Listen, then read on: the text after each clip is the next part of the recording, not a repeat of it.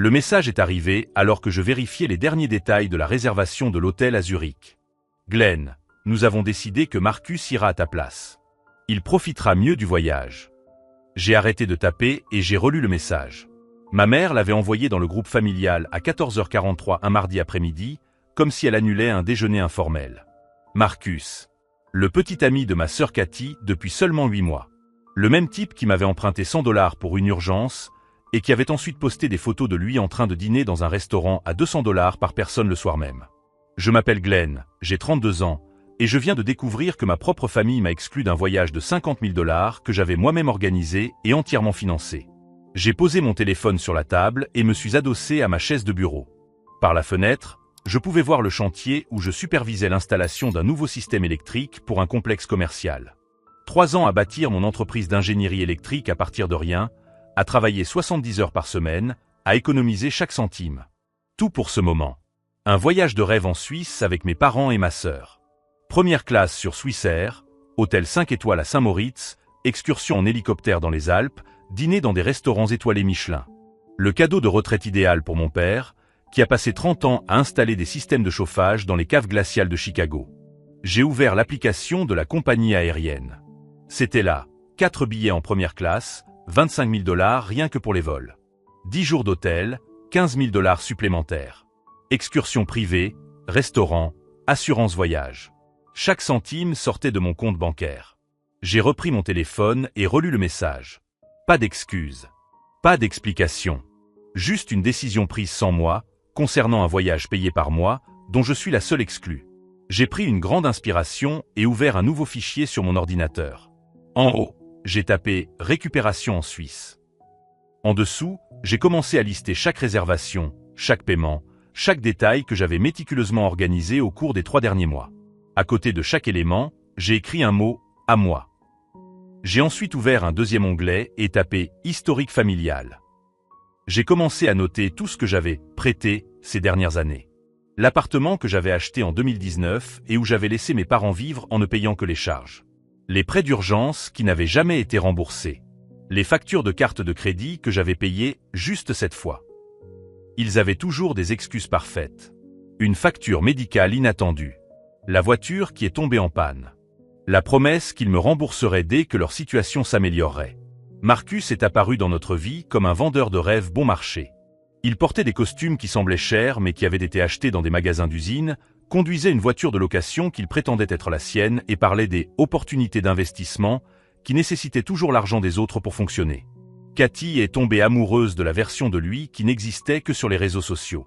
Des photos dans des restaurants chers qu'il ne payait pas, des voyages financés par des cartes de crédit déjà à leur limite, des cadeaux achetés avec l'argent emprunté à la famille. Lorsque j'ai annoncé le voyage en Suisse lors du dîner du dimanche, j'ai vu les yeux de mon père briller pour la première fois depuis des années. Il a sorti un vieux livre sur l'architecture alpine et a dit qu'il avait toujours rêvé de voir les Alpes suisses en vrai. Pendant 5 minutes, j'ai ressenti quelque chose que j'avais oublié, la fierté de pouvoir leur offrir cela. Puis Cathy a demandé si Marcus pouvait venir aussi. J'ai expliqué que j'avais déjà réservé 4 places et que ce voyage était réservé à la famille. Marcus a souri avec son air suffisant et a dit qu'il comprenait, mais que ce serait dommage de gâcher cette occasion. Ma mère a murmuré quelque chose à propos de la famille qui est plus importante que les plans rigides. Mon père a évité mon regard. Maintenant, en regardant le message sur mon téléphone, je me rends compte qu'ils ne m'ont jamais demandé d'inclure Marcus. Ils ont simplement décidé de me remplacer par lui. J'ai fermé mon ordinateur portable et pris les clés de la voiture. J'avais quelques coups de fil à passer et ils ne pouvaient pas attendre. Si vous aimez cette histoire de trahison familiale, n'oubliez pas de vous abonner à la chaîne pour découvrir comment cette vengeance va se dérouler. Car pendant qu'ils pensaient m'avoir joué un tour parfait, j'étais sur le point de leur montrer la différence entre paraître intelligent et l'être vraiment. La première chose que j'ai faite a été d'appeler l'hôtel à Saint-Moritz. Je voudrais confirmer que vous autorisez l'enregistrement sans la présence du titulaire de la réservation. Ai-je demandé en anglais à la réceptionniste. Je suis désolé, monsieur, mais notre politique exige que le client principal présente une pièce d'identité à son arrivée. C'est une question de sécurité et de réglementation suisse. Parfait. J'ai raccroché et ouvert mon dossier sur Marcus Thompson.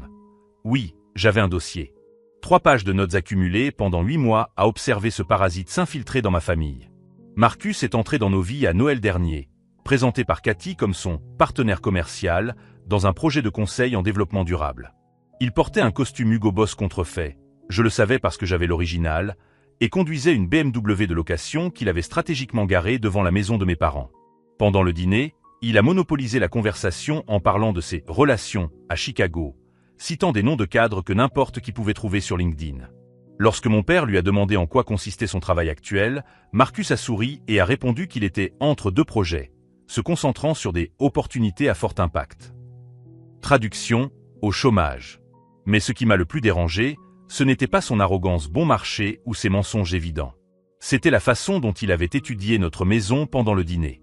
Ses yeux avaient catalogué chaque détail, de la montre suisse de mon père aux bijoux de ma mère, en passant par les photos de notre voyage en famille dans la Napa Valley. Il faisait l'inventaire. Au cours des mois qui ont suivi, Marcus est devenu une présence constante.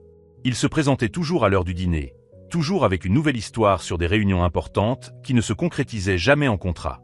Cathy le défendait avec la férocité de quelqu'un qui essaie de se convaincre soi-même. « Il attend la bonne proposition », disait-elle lorsque ma mère lui posait subtilement des questions sur ses projets professionnels. « Le marché est difficile pour les visionnaires », ajoutait-elle lorsque mon père mentionnait qu'il avait des relations dans le secteur de la construction. Le premier signal d'alarme est apparu en février. Marcus a emprunté $200 pour couvrir une urgence, jusqu'à ce que son paiement de consultant arrive. Je lui ai prêté parce que Cathy me l'a demandé et parce que $200 n'allait pas bouleverser mon budget. 3 jours plus tard, j'ai vu des photos de lui sur Instagram en train de dîner à Alinea, un restaurant où le menu dégustation coûte $300 par personne. Quand j'en ai parlé à Cathy, elle a explosé. « Tu traques mon petit ami maintenant ?» Ce dîner était un rendez-vous d'affaires important. Parfois, il faut investir pour gagner. Investir avec mon argent, apparemment. Le deuxième signal d'alarme a été en mars. Marcus est arrivé au volant d'une Tesla Model S neuve, expliquant qu'il s'agissait d'une voiture de démonstration qu'il testait pour un client. J'ai découvert plus tard, grâce à un ami qui travaille chez le concessionnaire, que la voiture était enregistrée au nom de Cathy. Financement sur 7 ans. Taux d'intérêt de 17%. Cathy travaillait comme assistante administrative dans un cabinet comptable où elle gagnait $42 000 par an. La mensualité de la Tesla s'élevait à $850. J'ai fait le calcul. Elle dépensait 24% de son revenu brut pour une voiture que son petit ami conduisait. Mais le comble, c'était de découvrir l'appartement. Mes parents vivaient dans mon immeuble depuis 2019, ne payant que $800 de charges mensuelles, soit moins de la moitié du prix du marché. C'était mon cadeau pour eux après que mon père ait perdu son emploi pendant la pandémie. En avril, j'ai découvert que Marcus vivait officiellement là aussi. Il ne venait pas seulement rendre visite à Cathy le week-end, mais il recevait du courrier à cette adresse et l'utilisait comme bureau pour ses consultations. Quand j'ai confronté ma mère à ce sujet, elle a soupiré comme si j'étais un enfant à problème. « Glenn, il fait pratiquement partie de la famille maintenant. Cathy est heureuse. Ton père l'aime bien. Pourquoi ne peux-tu pas simplement l'accepter ? » « Parce qu'il vous utilise tous, ai-je répondu. « Tu as toujours été jaloux du bonheur de Cathy, a-t-elle rétorqué. Depuis que tu es enfant. Maintenant qu'elle a trouvé quelqu'un de spécial, tu veux la saboter. » Spécial. Marcus avait transformé ma sœur en machine à carte de crédit et ma mère trouvait ça spécial. J'ai arrêté de discuter et j'ai commencé à documenter. J'ai noté chaque prêt non remboursé. Chaque fois qu'il utilisait la carte de Cathy pour des urgences professionnelles. Chaque promesse non tenue concernant des paiements qui n'arrivaient jamais. En 6 mois, Marcus avait coûté à ma famille plus de $15 000 en argent comptant, sans compter le financement de la voiture et les frais de logement supplémentaires. Et maintenant, il m'avait donné ma place dans le voyage à $50 000 parce qu'il en profiterait mieux. Je suis retourné dans le groupe de discussion familiale.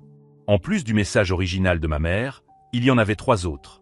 Cathy, Glenn, tu comprends que ce n'est pas personnel, n'est-ce pas ? Marcus n'est jamais allé en Europe. Mon père, fiston, on pourra peut-être prévoir un autre voyage l'année prochaine. Marcus, mec, je vais prendre des photos incroyables pour toi. Ça va être épique. Épique. Il avait l'intention de documenter mon voyage de $50 000 pour son Instagram.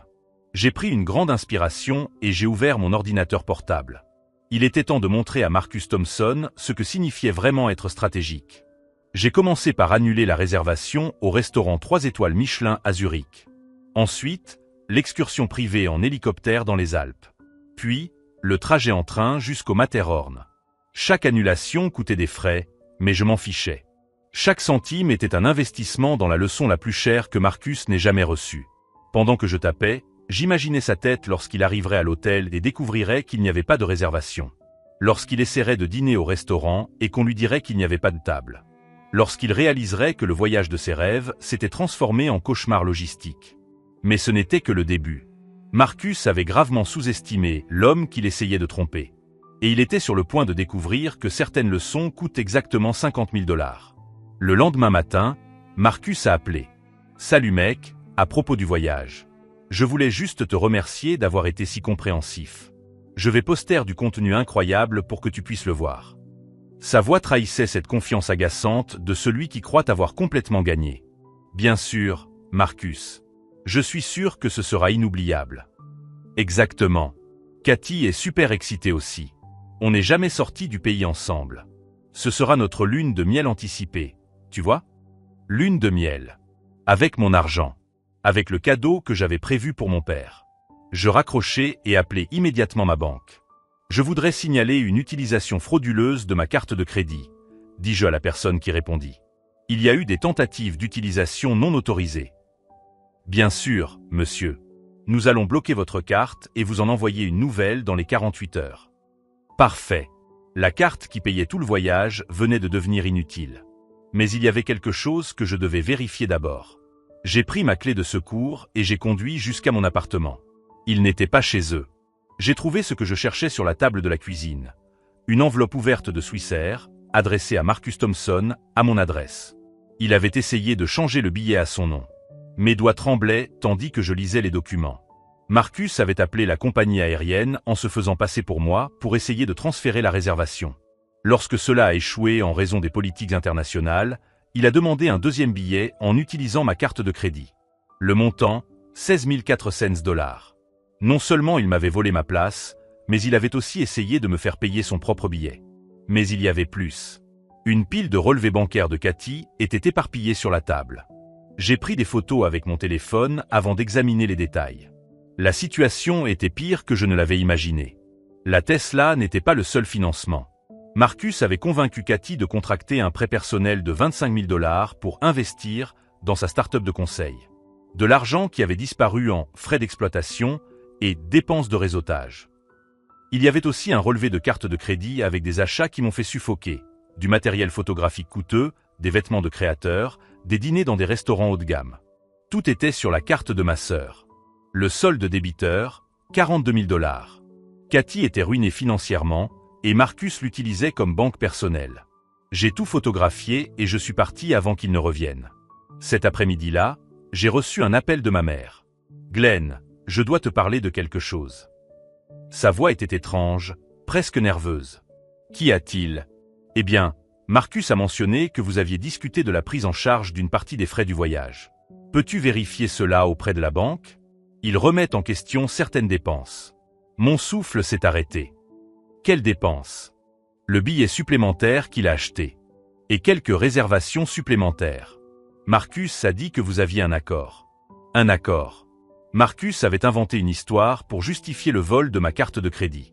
Maman, je n'ai autorisé aucun frais. Marcus a utilisé ma carte sans permission.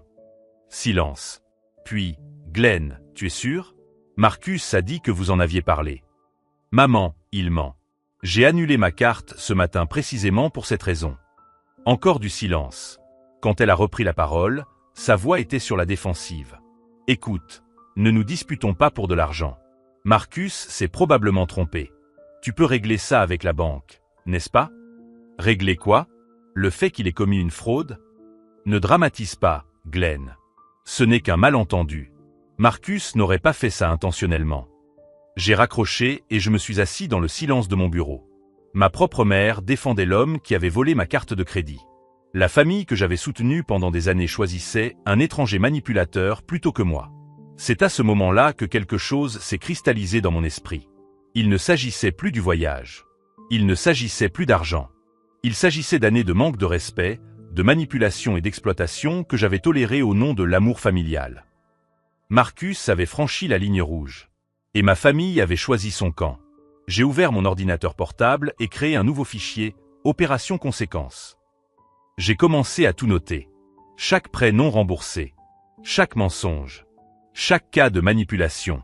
chaque document que j'avais photographié. J'ai ensuite créé une deuxième liste, contacts utiles. J'y ai ajouté le numéro du détective privé que j'avais engagé pour vérifier les antécédents de mes employés. L'avocat spécialisé dans les fraudes financières que j'avais rencontré lors d'une conférence. Le comptable judiciaire qui avait audité mon entreprise l'année précédente. Marcus pensait jouer aux échecs, mais il avait gravement sous-estimé son adversaire. Il avait vu un homme généreux et avait confondu générosité et faiblesse. Il avait passé des mois à étudier ma famille, à cartographier nos vulnérabilités, à explorer notre dynamique. Mais j'avais passé ces mêmes mois à l'observer. Et contrairement à lui, j'avais de réelles ressources, de véritables relations, et une patience dont il allait bientôt découvrir qu'elle était bien plus dangereuse que n'importe quelle explosion de colère. Je pris le téléphone et composai le premier numéro de ma liste. Morrison Investigation. Bonjour. Bonjour, c'est Glenn Chambers. J'ai besoin de vos services pour une enquête approfondie sur une personne. Bien sûr, Monsieur Chambers. Quel type d'informations recherchez-vous? Tout. Antécédents judiciaires, financiers, professionnels. Et je veux que tout soit documenté légalement. Compris. Quel est le nom de cette personne? Marcus Thompson. C'est urgent. Tout en donnant les détails que j'avais sur Marcus, j'ai ressenti quelque chose que je n'avais pas éprouvé depuis des mois. Le contrôle. Marcus avait passé tellement de temps à manipuler ma famille qu'il avait oublié une chose fondamentale à mon sujet. J'avais bâti une entreprise à partir de rien dans un secteur très concurrentiel. Je traitais des contrats de plusieurs millions de dollars. Je gérais des projets complexes comportant des dizaines de variables. Et maintenant, il était devenu mon projet le plus important. Lorsque j'ai raccroché, j'ai ouvert mon agenda et noté la date du voyage avec une simple annotation « Jour de la révélation ». Marcus était sur le point de découvrir la différence entre paraître intelligent et être réellement stratégique. Et ma famille allait apprendre que générosité n'est pas synonyme de stupidité. L'enquête sur Marcus est arrivée le jeudi matin, 48 heures avant le départ. 217 pages de documents qui ont transformé les soupçons en certitudes accablantes. Monsieur Chambers, m'a dit le détective Morrison au téléphone, ce rapport est l'un des plus complets que j'ai jamais rédigé. Je vous suggère de le lire attentivement. J'ai ouvert le fichier PDF et j'ai commencé à lire. Marcus Thompson n'était pas seulement un profiteur, c'était un prédateur financier professionnel. Casier judiciaire, 2 accusations de fraude financière dans l'Illinois, une condamnation pour escroquerie en Californie. Il avait changé 2 fois de nom au cours des 10 dernières années. Son vrai nom était Michael Torres. Antécédent professionnel, licencié pour motif valable par 3 entreprises pour irrégularité financière. La dernière en date était une start-up technologique où il avait convaincu des investisseurs de déposer 50 000 $ sur un compte personnel qui avait disparu lorsque l'entreprise avait fermé. Le schéma était toujours le même. Il identifiait des femmes vulnérables, construisait des relations basées sur des mensonges élaborés, puis vidait systématiquement leur compte bancaire avant de disparaître. Cathy était la 7e victime recensée. Mais cette fois-ci, quelque chose avait changé. Au lieu de s'enfuir au bout de quelques mois, Marcus était resté. Et cela me disait une chose, il n'avait pas encore fini de saigner notre famille. La dernière page du rapport comprenait des photos de surveillance récentes. Marcus entrant dans une banque mardi. Marcus sortant d'un cabinet d'avocat mercredi. Marcus déjeunant avec un homme que le rapport identifiait comme Roger Klein, un associé connu pour son implication dans des affaires de blanchiment d'argent. Il préparait quelque chose de plus gros. J'ai fermé le rapport et j'ai appelé mon avocat. Mika, j'ai besoin que tu prépares une plainte pénale complète. J'ai suffisamment de preuves. Quel genre de preuves? Utilisation frauduleuse de cartes de crédit, usurpation d'identité, multiples violations de confiance. Et un casier judiciaire bien rempli dont ma famille n'a pas connaissance. Glenn, c'est grave. Tu es sûr de vouloir continuer? Absolument. Et Mika? Il faut que ça soit fait lundi, pendant qu'ils sont en Suisse. Alors que je rassemblais les documents juridiques, mon téléphone a sonné. C'était Cathy. Glenn, tu peux me prêter 2000 $? Marcus en a besoin pour du matériel professionnel pour le voyage. Du matériel professionnel. Pour documenter mon voyage de 50 000 $ volés. Du matériel pour quoi, exactement? Des caméras, des drones, du matériel de montage. Il va créer du contenu premium sur notre voyage. Ça pourrait devenir une affaire. Tu sais? Une entreprise. Elle croyait vraiment que Marcus était un entrepreneur visionnaire plutôt qu'un criminel notoire. Cathy, je peux te poser une question? As-tu déjà fait des recherches sur le passé de Marcus sur Internet? Des recherches? Glenn, c'est une atteinte à la vie privée. Les relations sont basées sur la confiance. Et les prêts que tu lui as accordés? Les cartes de crédit à ton nom? Silence. Puis, comment tu es au courant? Parce que je tiens à toi. Et je suis inquiet. Inquiet ou jaloux? Marcus m'a dit que tu avais toujours été possessif avec ta famille. Que tu utilisais l'argent pour contrôler les gens. Marcus avait prévu que j'interviendrais. Et il avait semé des arguments défensifs dans l'esprit de ma sœur avant même que je réagisse. Cathy, à combien s'élève ta dette totale? Cela ne te regarde pas. 78 000 $, ai-je dit calmement. Y compris les cartes, le crédit automobile et le prêt personnel que tu as contracté la semaine dernière. Silence absolu. Glenn, comment as-tu? Parce que contrairement à Marcus, je me soucie vraiment de ton bien-être. Et cet homme est en train de te ruiner financièrement. Tu mens. Marcus m'aime. Nous construisons un avenir ensemble. Cathy, son vrai nom est Michael Torres. Il a un casier judiciaire. 2 condamnations pour fraude financière. La communication a été coupée. 5 minutes plus tard, Marcus m'a appelé. Mec, c'est quoi ces conneries que tu racontes sur moi? Sa voix avait perdu toute trace de cordialité. J'entendais maintenant le vrai Marcus, agressif, désespéré, acculé. Je n'invente rien, Michael. Le silence qui suivit m'en dit long. Écoute, Glenn, dit-il enfin, je ne sais pas à quoi tu joues, mais tu joues avec le feu. Cathy est ma fiancée. Cette famille m'a accepté. C'est toi qui poses problème. Le problème, c'est toi? Tu as volé ma carte de crédit. C'était un malentendu. Ta mère m'avait donné son autorisation. Ma mère n'a pas accès à ma carte de crédit, Marcus. Et le FBI prend les fraudes très au sérieux. Le FBI.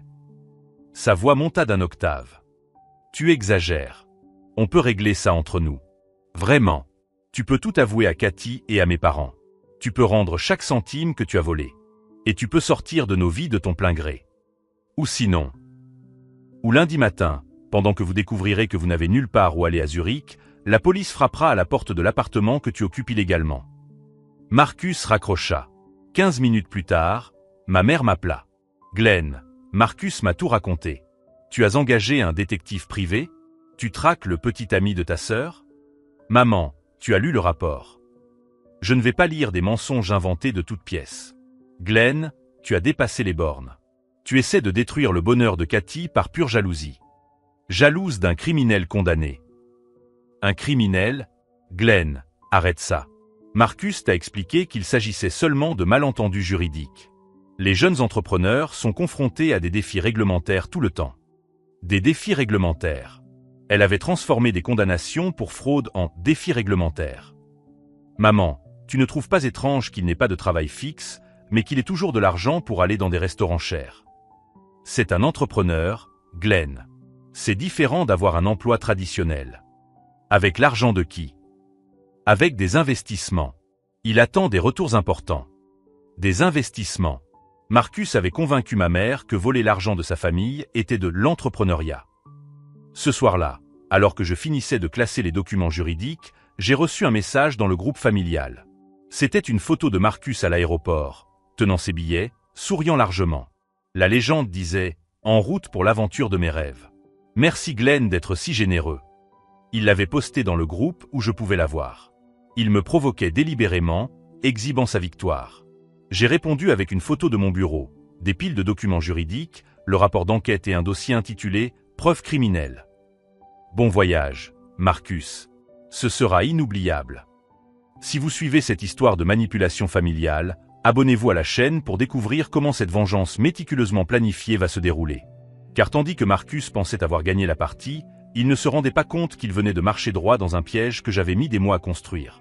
Et lundi serait le jour où tous ces mensonges seraient enfin confrontés à la réalité. Le premier message est arrivé à 6h43 du matin, heure de Zurich. Glenn, il y a un problème avec l'hôtel. Ils disent qu'il n'y a pas de réservation à mon nom. C'était Marcus, et pour la première fois en 8 mois, sa voix était dénuée de toute arrogance. J'étais dans mon bureau, un café à la main, regardant l'écran de mon ordinateur où je suivais les événements en temps réel. Je n'ai pas répondu immédiatement. Je voulais savourer chaque seconde. 15 minutes plus tard, Cathy m'a appelé. Glenn, que se passe-t-il? Nous sommes dans le hall de l'hôtel et ils affirment que notre réservation a été annulée. Maman est au bord de la crise de nerfs. C'est étrange, ai-je répondu calmement. Vous devriez peut-être essayer un autre hôtel. Un autre hôtel? Glenn, nous sommes à Zurich. Les hôtels coûtent 1000 $ la nuit ici. Et nos excursions ont également été annulées. Le type de l'agence de voyage a ri quand Marcus a mentionné le tour en hélicoptère. 1000 $ la nuit. Cathy comprenait enfin la valeur réelle du voyage que j'avais planifié et financé. Je suis désolé d'entendre ça, ai-je dit, ma voix empreinte de la même froideur que le message original de ma mère.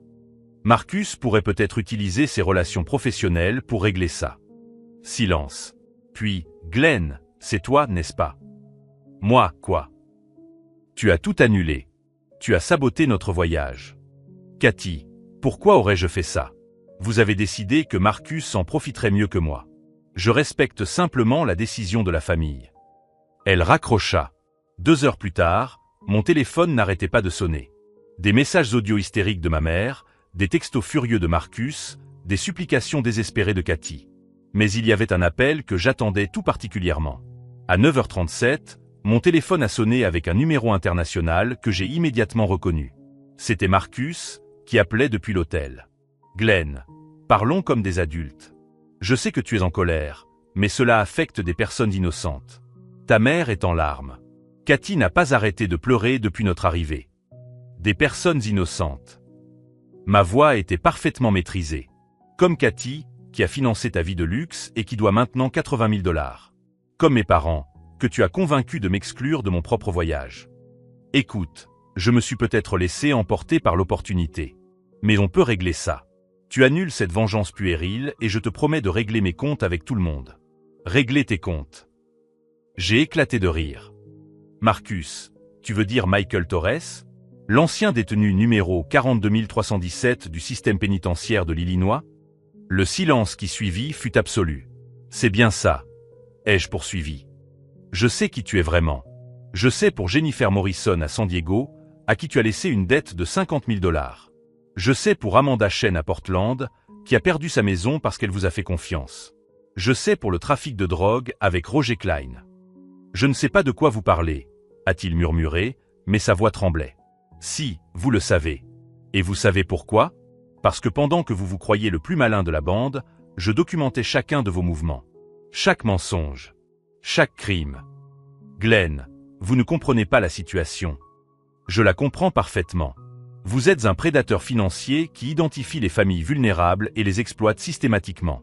La différence, c'est que cette fois, vous avez choisi la mauvaise famille. J'entendais des voix en arrière-plan. Ma mère criait quelque chose à propos de trouver un autre hôtel. Cathy pleurait dans le hall. « Que voulez-vous » demanda finalement Marcus. « Je veux que justice soit faite. Et lundi matin, heure de Chicago, tu l'auras. » Quelle justice? À 9 heures, la police de Chicago frappera à la porte de mon appartement avec un mandat d'arrêt. Effraction, fraude financière, utilisation de faux documents. Mais ne t'inquiète pas, tu ne seras pas là pour être arrêté. Sa respiration s'est accélérée. Vous bluffez. Ah oui? Pendant que nous parlons, mon avocat remet un dossier complet de 217 pages au procureur général. Il contient notamment vos conversations enregistrées avec Roger Klein au sujet du blanchiment d'argent. Quelles conversations enregistrées? Celles que mon agence de détective privé a enregistrées pendant 3 semaines de surveillance. Il s'avère que lorsque vous retrouvez Klein dans ce café de Michigan, avenue tous les jeudis à 14 heures, vous n'êtes pas aussi discret que vous le pensez. C'est illégal. Vous ne pouvez pas m'enregistrer sans mon consentement. Je peux le faire lorsqu'il y a suspicion d'activité criminelle. Et Michael, vous êtes sur le territoire fédéral maintenant. La fraude électronique transfrontalière relève de la compétence du FBI. J'ai entendu quelque chose tomber au sol, probablement son téléphone qui lui avait glissé des mains. Glenn, dit-il d'une voix presque chuchotée, on peut s'arranger. Je disparais de la vie de ta famille. Je ne reviendrai jamais. Je te le promets. Il est trop tard pour s'arranger, Michael. Tu as eu 8 mois pour faire ce qu'il fallait. Tu as choisi de me voler 50 000 $. 50 000? Mec, je n'ai même pas dépensé 50 000 $. Je ne parle pas seulement du voyage. Je parle de tout. L'appartement gratuit pendant 8 mois, 16 800 $. Les prêts que tu n'as jamais remboursés, 7 400 $. Le financement de la Tesla que Cathy a contracté pour toi, 22 000 $. Les cartes de crédit à son nom, 18 000 $. Ma carte de crédit que tu as utilisée frauduleusement, 16 400 $. Je fis une pause pour laisser les chiffres faire leur effet. Total, 80 600 $. Sans compter les intérêts et les dommages moraux. Je ne savais pas que vous aviez tout additionné. Bien sûr que nous le savions. Je suis ingénieur, Michael. Je documente tout. À ce moment-là, j'ai entendu ma mère prendre son téléphone. Glenn, pour l'amour de Dieu, arrête ça. Nous sommes coincés dans un pays étranger sans assez d'argent. Maman, vous avez des cartes de crédit. Vous avez des téléphones. Vous êtes des adultes. Tu es cruel. Ce n'est pas l'homme que j'ai élevé. Non? Alors quel homme avez-vous élevé? Celui qui travaille 70 heures par semaine pour payer les factures de tout le monde? Celui qui achète un appartement à ses parents pour qu'ils y vivent gratuitement? Celui qui planifie et finance des voyages à 50 000 $ comme cadeau? C'est différent. C'est différent parce que maintenant, vous devez assumer les conséquences de vos propres choix. Vous avez choisi Marcus plutôt que moi. Vous avez choisi un criminel plutôt que le fils qui a toujours pris soin de vous. Un criminel? Glenn, tu exagères. Maman, son vrai nom est Michael Torres. Il a un casier judiciaire dans 3 États. Il a été condamné 2 fois pour fraude financière. Vous voulez que je vous envoie une copie des documents par email? Silence total. Mon Dieu, murmura-t-elle enfin. Maintenant, vous allez découvrir ce que ça veut dire de voyager sans le fils qui a toujours été traité comme la banque familiale. Marcus reprit le téléphone. Glenn, si tu arrêtes ça maintenant, je leur avoue tout. Je leur dirai tout sur mon passé, sur l'argent, tout. Et je disparaîtrai. Non. Pourquoi? Parce que lundi matin, quand la police frappera à la porte et découvrira que vous avez fui le pays après que j'ai présenté les preuves, cela deviendra une fuite internationale. Et Michael, il n'y a pas d'accord quand vous ajoutez la fuite internationale aux accusations. La communication a été coupée. 15 minutes plus tard, j'ai reçu un virement bancaire de 700 $. Apparemment tout l'argent dont Marcus disposait, avec une note, « S'il te plaît, Glenn. Aie pitié. » 700 $. Après avoir volé plus de 80 000 $ à ma famille. J'ai immédiatement renvoyé l'argent avec une note, « Garde ça pour la caution. » Cet après-midi-là, j'ai reçu la confirmation que j'attendais. Le procureur avait accepté l'affaire. Les mandats seraient délivrés lundi matin. Mais il y avait une dernière surprise à laquelle même moi je ne m'attendais pas. Mon téléphone a sonné. C'était un numéro que je ne connaissais pas. Monsieur Chambers? Ici l'agent spécial Monica Rivera, du FBI. Nous aimerions vous parler de Michael Torres. Monsieur Chambers, l'affaire Torres est désormais une priorité fédérale, m'a dit l'agent Rivera. Vos preuves nous ont menés à un réseau de fraude opérant dans 12 États. Nous avons besoin de votre coopération. C'était lundi matin. Alors que Marcus était coincé à Zurich sans ressources, découvrant qu'il n'avait aucun moyen de rentrer chez lui, le FBI transformait ma vengeance personnelle en une opération fédérale. Combien de victimes avez-vous identifiées? 62 femmes au cours des 6 dernières années. Les pertes financières s'élèvent à 2 400 000 $. 2,4 millions de dollars. Marcus n'était pas seulement un profiteur, c'était un prédateur à l'échelle industrielle. Il travaille avec un réseau? Oui. Roger Klein n'est que le début. Nous avons des preuves que Torres fait partie d'une opération coordonnée qui cible spécifiquement les familles de la classe moyenne supérieure. Ils étudient leurs victimes pendant des mois avant de passer à l'action. Le mercredi, j'ai reçu l'appel que j'attendais. Glenn, aide-nous, s'il te plaît. C'était Cathy, la voix brisée par les sanglots. Nous sommes au consulat américain. Marcus, il s'est enfui. Il a pris nos passeports et tout l'argent que nous avions. Où s'est-il enfui? Nous ne savons pas. Il a dit qu'il allait changer de l'argent à la banque et il n'est jamais revenu. Nous avons trouvé les passeports dans la poubelle de l'hôtel, déchirés. Glenn, nous ne pouvons pas rentrer chez nous. Pour la première fois depuis une semaine, j'ai ressenti quelque chose qui ressemblait à de la compassion pour ma sœur. Cathy, écoute-moi très attentivement. Marcus s'appelle Michael Torres. C'est un criminel professionnel avec un casier dans 3 États. Tu n'es pas la première et tu ne seras pas la dernière. Silence absolu. Glenn, tu le savais. Je m'en doutais. C'est pour ça que j'ai engagé un détective privé. Pourquoi ne nous l'as-tu pas dit? Je vous l'ai dit. Vous avez choisi de le croire. J'entendais ma mère pleurer en arrière-plan. Mon Dieu, murmura Cathy. Je dois 80 000 $ à cause de lui. Comment ai-je pu être aussi stupide? Parce qu'il est un professionnel, Cathy. Il sait exactement comment manipuler les gens bien. Glenn, tu peux nous aider à rentrer? Je sais que je ne le mérite pas, mais... C'est déjà réglé. J'ai fait un virement au consulat il y a 2 heures. Vous avez des billets pour Chicago ce soir. Elle s'est remise à pleurer. Pourquoi? Après tout ce qu'on a fait pour toi. Parce que vous êtes ma famille. Et les familles font des erreurs. Le vendredi, Marcus a été arrêté à Milan alors qu'il tentait de se rendre au Brésil avec un faux passeport. Interpol avait été alerté et il s'était dirigé droit dans un piège international. Le FBI m'a appelé pour confirmer, Torres sera extradé dans 72 heures. Votre témoignage sera crucial lors du procès. Mes parents sont arrivés samedi, semblant avoir vieilli de plusieurs années en une semaine. Ma mère pouvait à peine me regarder dans les yeux. « Glenn, je suis désolée », a-t-elle finalement dit. « Je suis désolée pour tout. Pour l'appartement, pour les prêts, pour le voyage. D'avoir choisi un étranger plutôt que mon propre fils. Maman, vous avez été trompée par un professionnel. » « Non », a interrompu mon père. « Nous avons été cupides. Nous avons vu une occasion d'avoir le luxe sans en payer le prix et nous avons fermé les yeux sur les signes. » C'était la première fois que mon père assumait la responsabilité de quelque chose depuis des années. « Marcus nous a dit que tu étais autoritaire, » a poursuivi ma mère. « Que tu utilisais l'argent pour manipuler ta famille. Nous l'avons cru parce que c'était plus facile que d'admettre que nous vivions à vos crochets. Et maintenant? Maintenant, nous connaissons la différence entre la générosité et le contrôle. Vous nous avez tout donné et n'avez jamais demandé autre chose que du respect. Nous vous avons rendu votre ingratitude. Cathy est arrivée dimanche, ruinée financièrement, mais plus lucide émotionnellement que je ne l'avais vue depuis des années. « Glenn, je vais déclarer faillite », m'a-t-elle dit. « Mais avant, je veux que tu saches que je te rembourserai chaque centime que je peux, même si cela me prend 10 ans. » Cathy. Non. Tu m'avais prévenu et je ne t'ai pas écouté. Tu m'as protégé même quand je t'attaquais. Tu as sauvé notre famille même après que nous t'avons trahi. Elle m'a tendu une enveloppe. Qu'est-ce que c'est? Tous les documents que Marcus m'a fait signer. Tous les prêts, tous les contrats. Je veux que vous et le FBI ayez tout.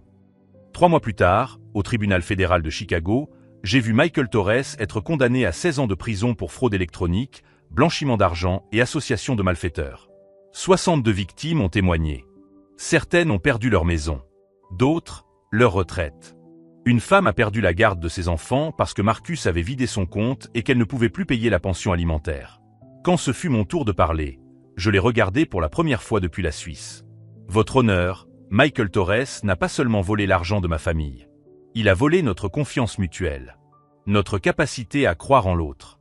Cela est irréparable. Michael m'a regardé avec une haine pure. Mais aujourd'hui, en voyant toutes ces femmes courageuses raconter leur histoire, je réalise que notre expérience avait un sens plus large. Elle a permis d'arrêter un prédateur.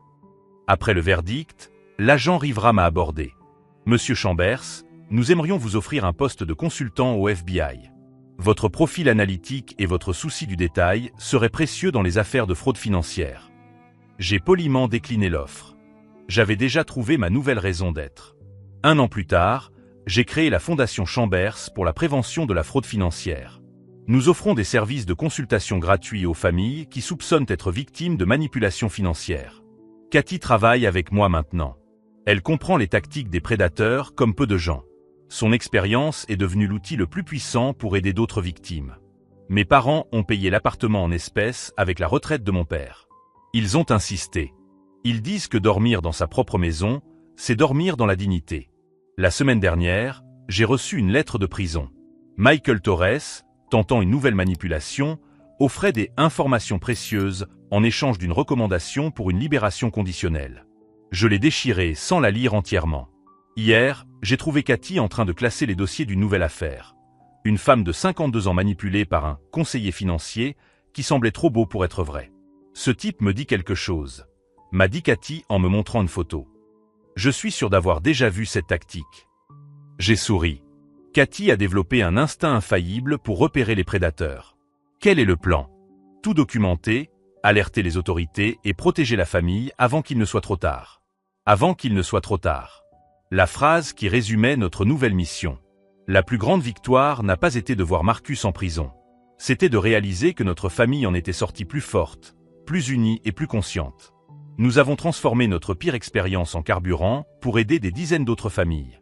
Si cette histoire de manipulation familiale et de vengeance intelligente vous a touché, abonnez-vous à la chaîne pour découvrir d'autres histoires sur la justice, même tardive, qui finit toujours par être rendue. Marcus a essayé de nous détruire, mais il n'a réussi qu'à nous montrer notre véritable force. La dernière fois que j'ai entendu parler de lui, il était toujours en prison fédérale, faisant appel d'une décision qui ne sera jamais acceptée.